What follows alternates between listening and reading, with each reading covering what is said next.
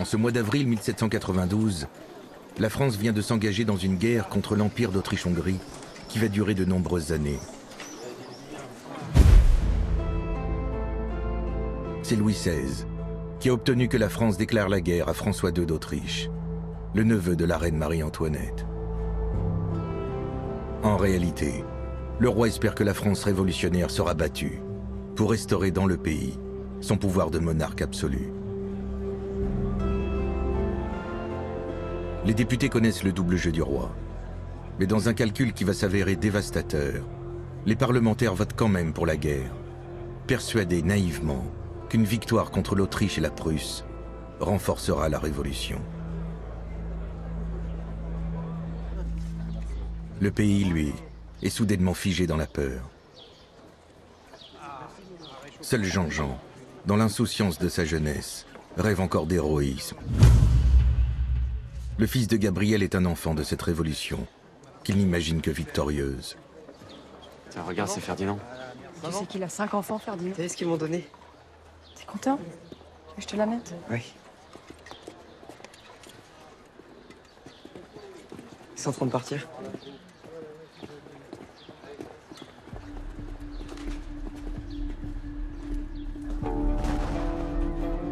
Dès les premières semaines de combat, les espoirs de victoire s'envolent et laissent la place à la panique. L'armée française accumule les défaites, tend à les désorganiser depuis le départ en exil de ses officiers issus de la noblesse. Les armées prussiennes franchissent les frontières et avancent en direction de Lille et bientôt de Paris. Dans ces heures troublées, les caricaturistes se déchaînent. Grâce à la liberté de la presse obtenue en 1789, ils n'hésitent pas à moquer de manière graveleuse ces monarchies européennes qui menacent la France.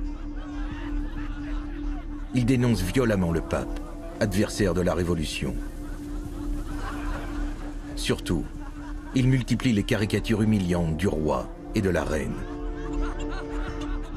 En ce printemps 92, cette défiance vis-à-vis du roi va prendre une ampleur inattendue, qui ne peut que déboucher sur une nouvelle insurrection populaire.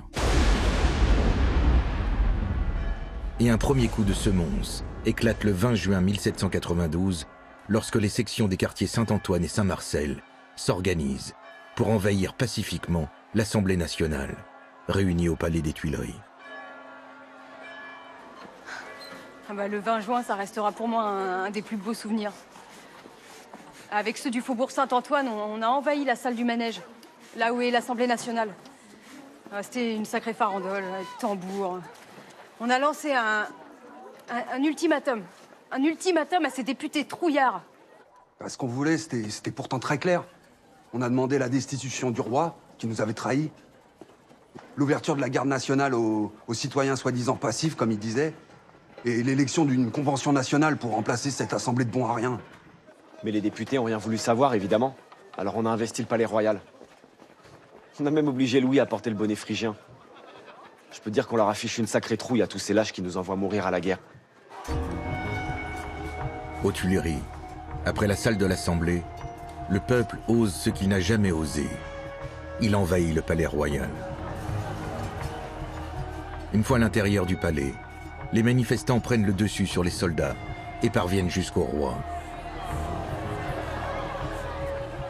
Louis XVI, malmené, est alors obligé de porter le bonnet phrygien, ce nouveau symbole de la Révolution, inspiré de la Rome antique, qui servait à reconnaître les esclaves venant de retrouver leur liberté.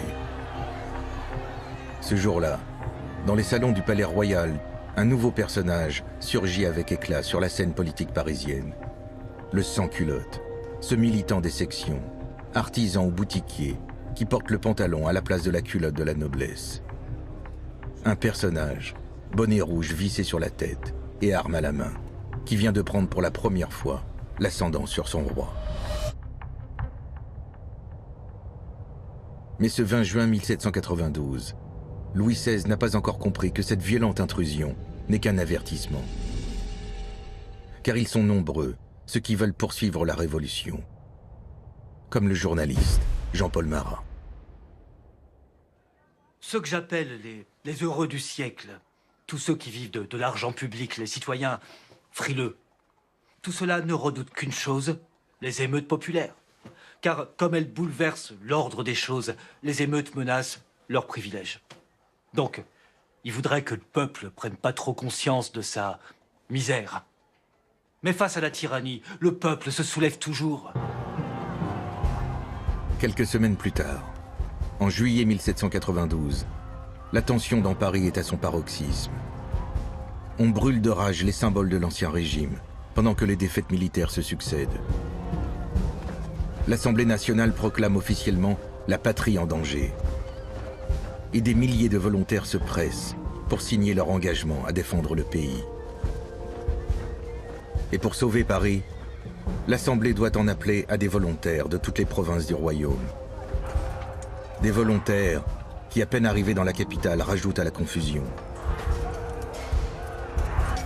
Surtout ceux de Marseille, qui, comme ils le proclament, sont venus faire pâlir le tyran sur son trône, n'hésitant pas à faire le coup de poing contre des royalistes sur les Champs-Élysées. Les Marseillais font d'autant plus impression qu'ils marchent désormais au rythme d'une chanson patriotique, composée par un jeune officier, Rouget de Lille. En cet été 92, ce chant de marche pour l'armée du Rhin devient la chanson des Marseillais. Allons enfants de la patrie, le jour de gloire est arrivé. Contre nous de la tyrannie, l'étendard sanglant est levé. Aux armes, citoyens, formez vos bataillons. Proclame un texte, devenu un hymne révolutionnaire, repris dans tout le pays et que l'on surnomme la Marseillaise. Et dans ces heures de forte tension, il va suffire d'une étincelle pour embraser les sections parisiennes. C'est un manifeste, signé par le duc de Brunswick, qui met le feu aux poudres le 3 août. Le chef des armées prussiennes menace les Français d'une destruction totale de Paris, si l'on s'en prend au roi Louis XVI. Dans les sections, ce chantage est considéré comme la preuve ultime de la trahison du roi. Ça va, de toute façon, les lavandières, on va y aller aussi. Non. Mais si, je vais pas y aller. Moi j'ai peur. Si on y va tous, on a tous nos chances. 47 sections sur 48 votent immédiatement une motion qui exige la déchéance de Louis XVI. Mais des paroles aux actes, il y a un gouffre difficile à franchir. Qui est vraiment prêt à prendre les armes contre son roi? Nous n'avons rien à gagner à alimenter l'anarchie ambiante. Je vous demande à tous de faire un effort pour garder votre calme.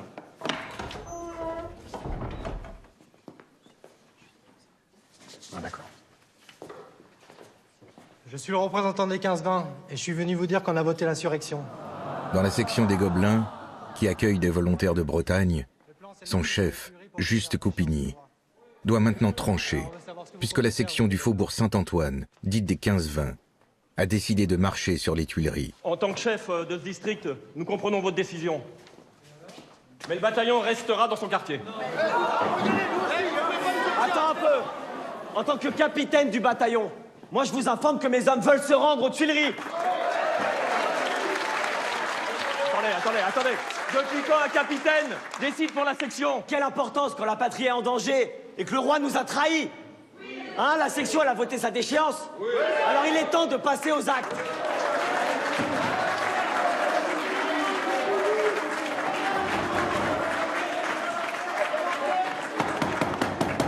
Vous êtes des insensés. Vous allez droit à la mort. Tu nous menaces, citoyen? C'est pas moi qui vous menace. Vous serez massacrés par les soldats du roi. Et souvenez-vous que les Prussiens ont promis de ne pas laisser une pierre debout dans Paris s'il arrivait quelque chose à notre monarque. S'il vous plaît, le citoyen Coupigny n'a pas tout à fait tort. Nous risquons de nous faire massacrer. Merci, citoyen. Mais je crains que nous ne fassions pas le poids pour autant. Il va falloir franchir la Seine et les ponts sont bien gardés. C'est du suicide. Exact. Ça va finir comme au Champ de Mars. Il a raison. Attendez. J'arrive de la section du Théâtre Français. Ils ont reçu une estimation du rapport de force établi par la Commune de Paris. Si toutes les sections et tous les fédérés marchent ensemble, les soldats du roi pourront pas tenir. C'est une chance unique qu'on doit saisir. Si on l'emporte cette fois-ci, ils pourront pas nous refuser le droit de vote. La Commune imposera le suffrage universel. Et dans toute la ville, on s'organise déjà pour l'insurrection. Moi, je dis que les gobelins doivent pas rester à l'écart.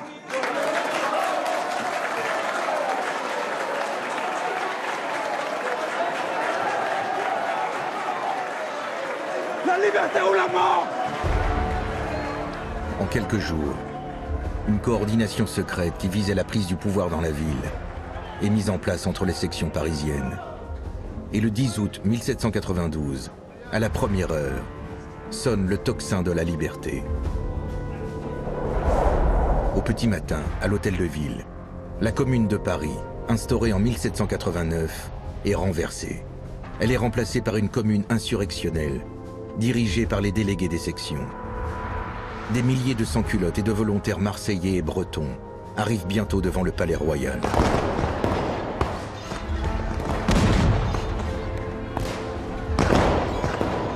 Le palais du roi était gardé par les Suisses, comme on les appelle. Au début, ils ont sympathisé avec nous, mais très vite, on a été pris dans la mitraille. C'est canardé de partout. Alors que les gardes suisses tentent d'éviter la confrontation, des nobles, qui ont décidé de défendre le roi jusqu'au bout, ouvrent le feu depuis les toits et les fenêtres, fauchant des dizaines de manifestants. Une bataille d'une extrême violence vient de se déclencher. Dans toute la section du Faubourg Saint-Marcel, il y a 45 hommes qui sont pas revenus. 45 bonhommes sur les 400 qui sont tombés. On a payé notre tribut. Il y avait trop de Marseillais, trop de Bretons à terre, sans compter tous les camarades des sections. Alors forcément, les gars, ils ont voulu se venger. Et ils ont pourchassé les Suisses un par un dans le palais. Vengeance. Voilà ce qu'on pouvait entendre. Ils ont tous été massacrés.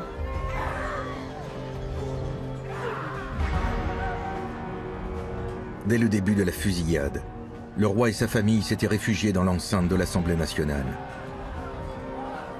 Et quand les sans-culottes envahissent la salle du manège, Louis XVI comprend alors que la partie est perdue. Le pouvoir, il appartient plus au roi, mais au peuple, à nous. Ce 10 août 1792, la victoire de la commune insurrectionnelle de Paris est totale. Article 1er. Le peuple français est invité à former une convention nationale.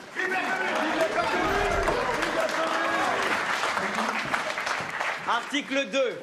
Le roi provisoirement suspendu de ses fonctions